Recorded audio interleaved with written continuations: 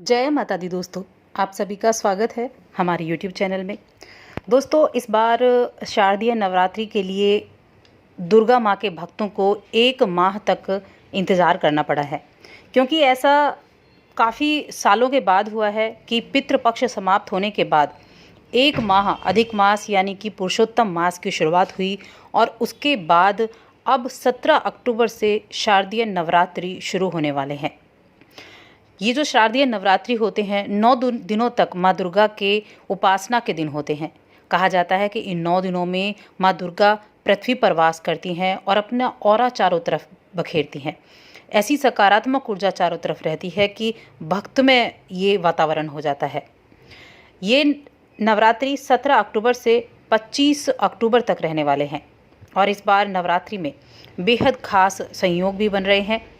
इसके अलावा जो माँ का वाहन होता है वो बहुत महत्व रखता है कि माँ इस बार किस वाहन पर विराजमान होकर आएंगी और किस वाहन पर विराजमान होकर जाएंगी।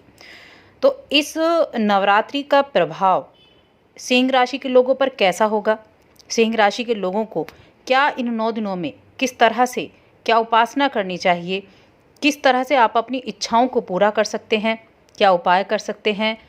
अगर आपकी नौकरी चली गई है, अगर आप बिज़नेस में लॉस हो रहा है, अगर आप आगे बढ़ना चाहते हैं, किसी भी कामना को पूरा करना चाहते हैं, तो वो कौन से कार्य हैं जो आपकी इन इच्छाओं को पूरा कर सकते हैं, सब कुछ जानेंगे इस वीडियो में। लेकिन आगे बढ़ने से पहले आपसे निवेदन है छोटा सा, अगर आप चैनल पर पहली बार आए हैं तो चैनल को सब्सक्राइब कर लें और जुड़ जाएं हमारे चैनल के साथ। दोस्तों, 17 अक्टूबर से नवरात्रि शुरू होगी और इस बार जो नवरात्रि में माँ का आगमन होगा वो घोड़े पर होगा, यानी घोड़े को अपना वाहन बनाकर देवी माँ धरती पर आएंगी। देखिए, घोड़ा अश्व जो होता है वो युद्ध का कारक माना जाता है, तो हालांकि घोड़े पर आना माता का, ये घोड़े पर आना कोई अच्छा संकेत नहीं है, क्योंकि घोड़े पर आने का मतलब है पड़ोसी देशों से युद्ध, सत्ता में उथल पुथल, रोग शोक, ऐसी चीज़ों का ये जो कारक माना जाता है अश्व। और जो विदा होंगी वो भी इस बार भैंस पर विदा होंगी, तो ये भी शुभ नहीं माना जाता है। लेकिन माँ दुर्गा तो शुभता देती हैं, माँ दुर्गा शुभ फल प्रदान करती हैं, अपने भक्तों की पीड़ाओं को हरती हैं। तो ऐसे में जब भक्त अपनी माँ से प्रार्थना करता है तो जैसे माँ सुनती है वैसे ही ये दुर्गा माँ सुनती हैं, आपकी सभी कामनाओं को पूरा करती हैं, क्योंकि उनकी उपासना का पर्व है। और इस बार कुछ बहुत ही श्रेष्ठ योग भी बन रहे हैं इस बार नवदुर्गा में, जो कि बहुत ही शुभ रहने वाले हैं। इस नवरात्रि में 4 सर्वार्थ सिद्धि योग बन रहे हैं। ये योग 17 अक्टूबर से 19 अक्टूबर के बीच में ही बन रहे हैं, यानी 3 दिनों में 4 सर्वार्थ सिद्धि योग बनेंगे और 18 से 24 अक्टूबर के बीच सिद्धि महायोग बनेंगे, अमृत सिद्धि योग भी बनेगा, प्रीति योग बनेगा, आयुष्मान योग बनेगा, सौभाग्य योग बनेगा। तो विशेष संयोग बन रहे हैं। और ये 9 दिनों का जो पर्व होता है, इस बार जो ये नवरात्रि होंगे ये 8 दिनों के होंगे। अष्टमी और नवमी दोनों एक ही दिन रहने वाले हैं।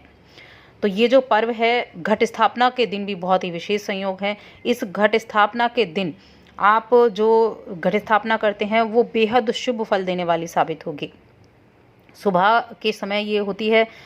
इसका जो अभिजीत मुहूर्त है वो आप ज़रूर नोट कर लें, सुबह 11:44 से 12:29 तक रहेगा माँ शैलपुत्री की पूजा का और घट स्थापना का।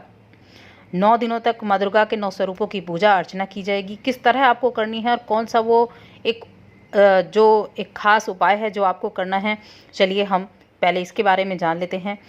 तो सिंह राशि की बात कर रहे हैं। सिंह राशि के लोगों के लिए, इन लोगों को इस दिन एक तो अपनी किसी कामना को पूरा करना चाहते हैं तो उस कामना को मन में बोलें और फिर आप व्रत करने का संकल्प लें। व्रत करने का आप संकल्प लेते हैं जिस कामना के लिए, वो कामना आपकी ज़रूर पूरी होती है।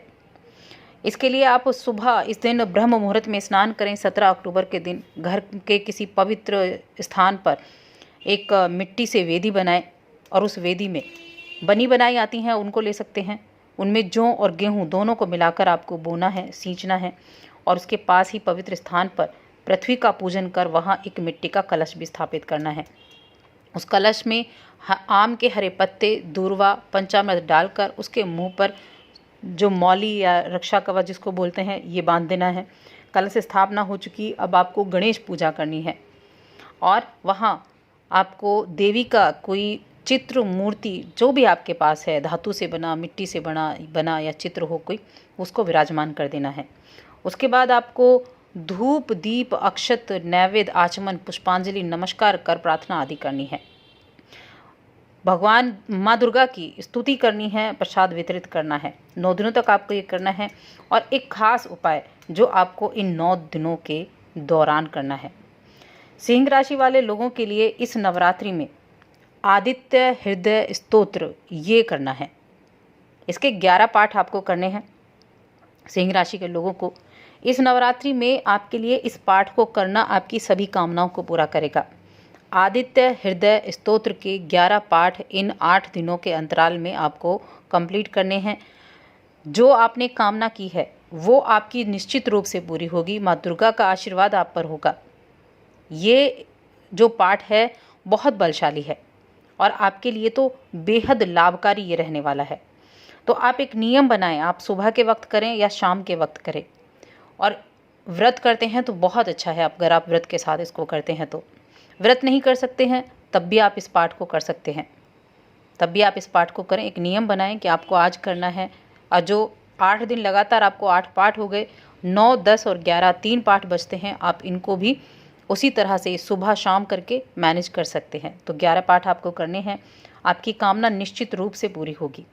हर कामना आपकी पूरी होगी। विवाह संबंधी हो, संतान संबंधी हो, नौकरी संबंधी हो, व्यापार संबंधी हो या स्वास्थ्य संबंधी हो, तो वो जो इच्छा है वो आपकी निश्चित रूप से पूरी होगी। और इन 8 दिनों के बीच में जो विशेष संयोग बन रहे हैं उन संयोगों का भी लाभ आपको मिलेगा। जब देखिए सर्वार्थ सिद्धि योग बनता है, सौभाग्य योग बनता है, आयुष्मान योग बनता है, अमृत सिद्धि योग बनता है। और जब इन योगों में ऐसे दिनों में पूजा पाठ होती है, आप किसी एक खास आप एक खास पूजा करते हैं, आप एक खास जप करते हैं, जैसे आप आदित्य हृदय स्तोत्र का पाठ करते हैं, ये पाठ जो आप करते हैं ऐसे संयोग में, तो उसका जो फल है वो कई गुना बढ़ जाता है। तो इसीलिए ये ज़्यादा बलशाली हो जाता है और ज़्यादा आपको फल देने वाला हो जाता है। इसीलिए आपको ये ज़रूर करना चाहिए। और 9 दिन का आप व्रत करें। और जब आप अष्टमी और नवमी इस बार एक दिन की हैं, तो उस दिन आप कन्याओं को दान दक्षिणा दें, भोजन कराएं और दान दक्षिणा दें। दान जो है इन नवरात्रियों के बीच में आप कभी भी कर सकते हैं। दान देना भी बहुत शुभ माना जाता है इन दिनों में। कहते हैं जितना आप दान करते हैं माता उसका 100 गुना आपको वापस करती है। भूखों को खाना खिलाएं, रोगियों की मदद करें, या जिस इंसान को किसी चीज़ की ज़रूरत है, वस्त्र की ज़रूरत है, अन्न की ज़रूरत है, दवाई की ज़रूरत है, उनको आप अब दान करें तो माँ की कृपा आपके ऊपर ज़रूर बरसेगी। तो दोस्तों, और अधिक ऐसी जानकारियों के लिए चैनल को सब्सक्राइब कर लें और हमारी इस वीडियो को ज़्यादा से ज़्यादा लाइक करें, शेयर करें।